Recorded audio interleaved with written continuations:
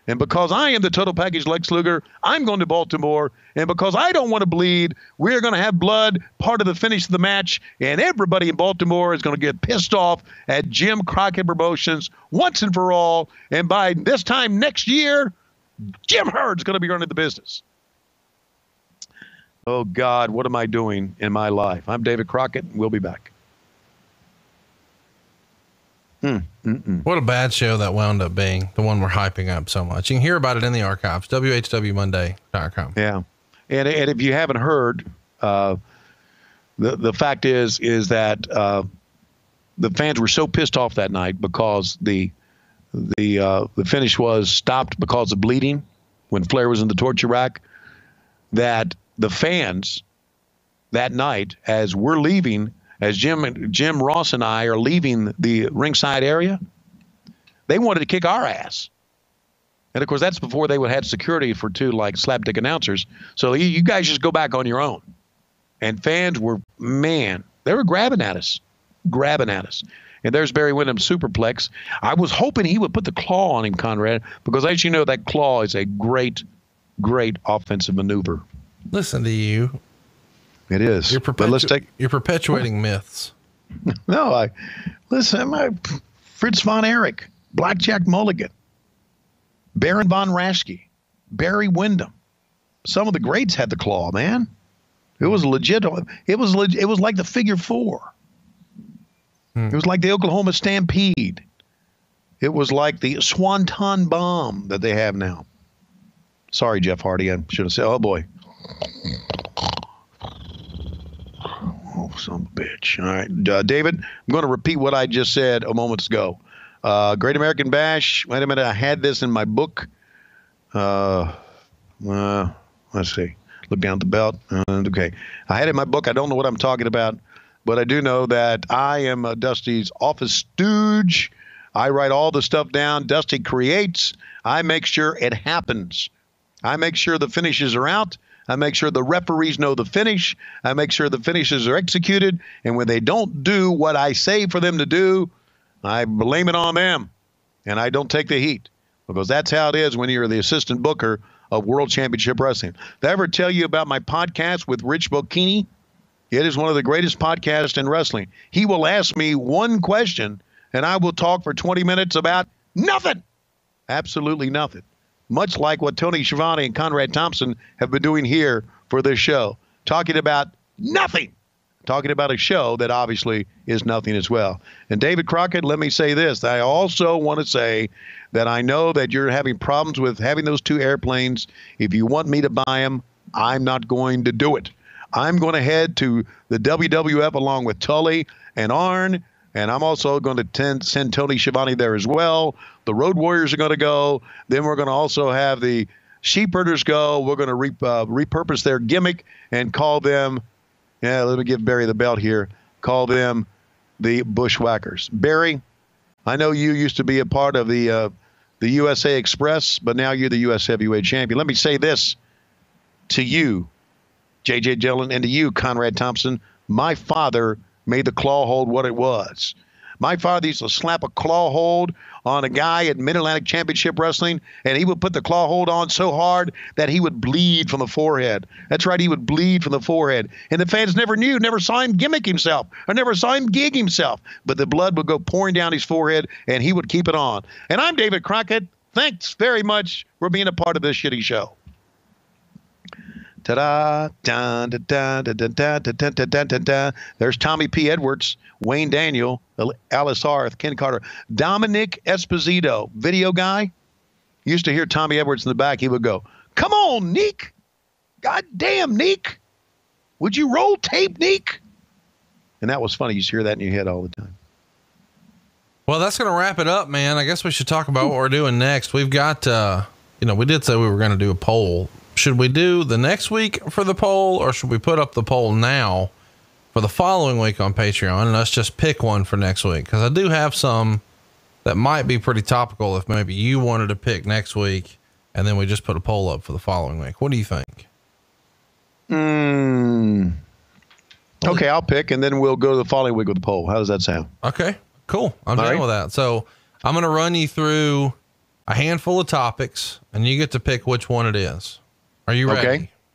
I am ready, sir.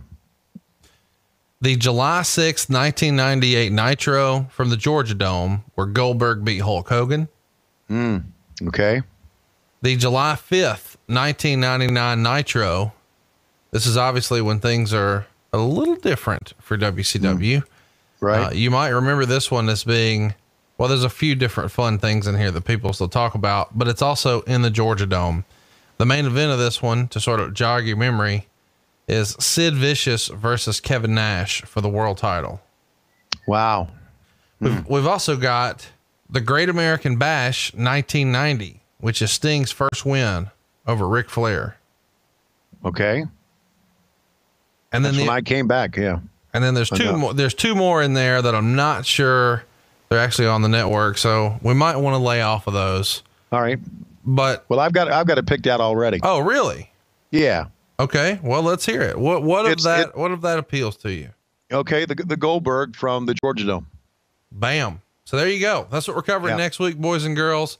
Coincidentally, you'll hear Eric Bischoff talk about that show, but you won't hear Eric Bischoff do commentary on it. That's what we're going to do. So you need to watch this historic episode of Nitro because you're getting two versions of it.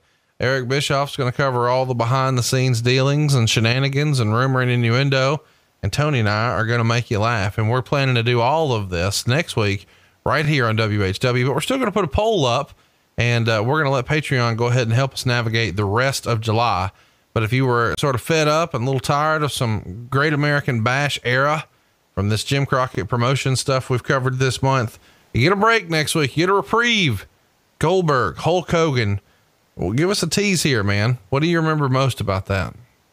Goldberg and Hulk Hogan. I remember what I remember most about it is the crowd and the atmosphere in the Georgia Dome that night.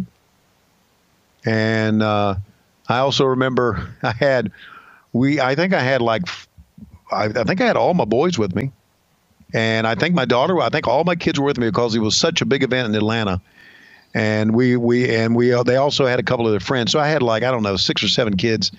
And I go after the matches are over, I go back out to get them, to bring them backstage. And one guy leans over and says, "Go fuck yourself, Tony Schiavone." And I'm thinking, boy, I'm glad my kids heard that. So that's basically what I remember. I just remember the electricity that night more than anything else. Let me go ahead and freestyle. Just sometime this week, I want you and I to cover, and we can record it and just put it in the can, but I do think it would be fun for Patreon if we went ahead and recorded the very first Great American Bash from July 4th, 1987. Of course, specifically the very first War Games, where it was the Road Warriors, Nikita and Dusty Rhodes, and of course, Paul Ellering taking on the Four Horsemen, which is Rick, Arn, Lex, Tully, and JJ. And you may remember this is where they sufficiently ended JJ's in-ring career forever when he lands awkwardly on his right arm. But right. I do think that would be some great content for Patreon. So load it up. If you haven't already, come see us. Patreon.com/WHW Monday. Next week, right here on the free show, we'll be covering Goldberg's historic win. We're going to give you running commentary on that big Nitro from July 6, 1998. But we're also going to get you some more bonus content on your way there. King of the Ring 2001 with a run-in from Bruce Pritchard, where we cover the phenomenal street fight match between Kurt Angle and Shane McMahon. And then one day next week, just for shits and giggles, we're going to throw you up some War Games from 1987. Check us out if you haven't already. Patreon.com/WHW Monday. You can also pick up a shirt over at lowestrules.com. And eventually Tony will call and thank you. Tony, I got to tell you, when I look at my clock, it feels like it's about that time. Okay, it is about that time. And now going to the ring is Kevin Sullivan. He's going to go one-on-one against Dr. Death, Steve. Dun, dun, dun, dun, dun, dun, dun, dun, dun, dun, dun, dun, dun, dun. Dr. Death, Steve Williams, and Kevin Sullivan. Dr. Death is looking around. He can't see his opponent. Look down, Doc. Look down even further. Oh, he tripped over Kevin Sullivan. Kevin's going to roll him up. He's going to get a Ted Williams autographed baseball bat, hit him in the head with it, and he pins him. 1, 2, 3. We're going to have to put this next week on Pay for Review. And we're back next week on What Happened When, not only on Patreon, but on the MLW Radio Network. Okay, hello, yes, hi. I'm here to tell you that promotional considerations are paid for by the following. Patreon.com/WHW Monday. If you want more of Conrad Thompson. Who's that? Oh, a mortgage guy. He sold out to become a wrestling promoter. Ah, good for him. Go make more money. Yeah, and Tony Schiavone. Who's that? Oh, never heard of him. Complete with behind-the-scenes videos and new content every week. You need to go to patreon.com/WHW Monday. And by LoisLoodles.com. Still one of the hottest sites on ProWrestlingTees.com. It's where you go to get your t-shirts from What Happened When. It's also named after a crazy lady. She says she's got from Scotland or Scottish heritage, but she's crazy. She's gonna come on here and argue about where she's from, and she's got people from Scotland, and and then she'll get on here and she'll start yabbering, and she'll put you to sleep faster than J.J. Dillon and Rich Bukini. And Rich Bukini's really small. Fucking sake, go to LoisRules.com if you want a t-shirt, but don't mention anything about where she's from, because fuck, she don't shut up. Yo, what up? This is Mikey D from New Jersey, and by BoxerGimmicks.com with coffee mugs, baby onesies, beach towels, koozies, and everything you need to get your G&T and tan on down at the Jersey Shore, if you know what I mean. Get the fists in the air and start pumping, baby. And remember, strict rule, no carbs on the beach. And by Slapdick Theater with your host, Kellenus Adumas. Oh, it's Kellenus Adumas? Really? Hosting Slapdick Theater? Oh my. Whoa, this is a big deal. I'm not prepared for this. Oh, I need to read this again. Quick, somebody fetch me water and some towels. Oh, Kellenus Adumas is coming to Patreon in July. This is big. This is so big. I don't know what to do. I'm going to lose my mind. Oh, where is my dog? Frodo! There he is. Oh, yes. Thank you, Frodo. Oh, Tony Schiavone, you're a lying fool for not telling me about Kellenus Adumas. Oh, you shall pay for this.